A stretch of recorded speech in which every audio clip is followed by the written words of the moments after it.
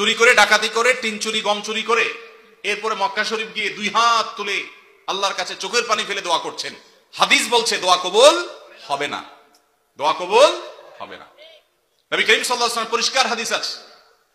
অনেক দূর থেকে এলোমেলো চুল নিয়ে, ধুলোমলিন শরীর নিয়ে কেউ যদি কাবার চারপাশে হাত তুলে দোয়া করে, আন্না ইস্তাজাবু লিযালিক, কিভাবে তার দোয়া কবুল হবে? নবীজি বলেছেন, কারণ দেহ, তার শরীর, তার সম্পদ হারাম দ্বারা গঠিত হয়েছে।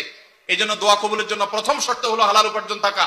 কেউ যদি আগে হারাম উপার্জন করে থাকেন, এখন তওবা করবেন, মানুষের হক মেরেছেন, এখন ফেরত দিবেন, তারপরে আল্লাহর কাছে দোয়া করবেন, ইনশাআল্লাহ দোয়া কবুল হবে। দোয়া কবুলের দ্বিতীয় শর্ত হলো অন্তরের অন্তঃস্থল থেকে কায় মনোবাক্যে দোয়া করবেন, অন্য মনস্ক হয়ে না, দায় সারা ভাবে না, মনোযোগ দিয়ে দোয়া করবেন। দোয়া কবুলের জন্য আরেকটা গুরুত্বপূর্ণ শর্ত হলো হালাল বিষয়ে দোয়া করবেন। হারাম জিনিস আল্লাহর কাছে চাইবেন না, 2 নম্বর জিনিস আল্লাহর কাছে চাইবেন না।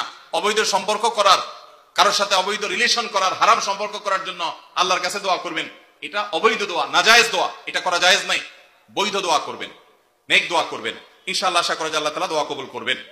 দোয়ার ক্ষেত্রে আল্লাহর প্রশংসা, নবীজির প্রতি দুরূদ প্রেরণ, এরপরে আপনি যে কোনো চাওয়া পেশ করবেন, বৈধ চাওয়া, এবং দোয়া করার পর কবুল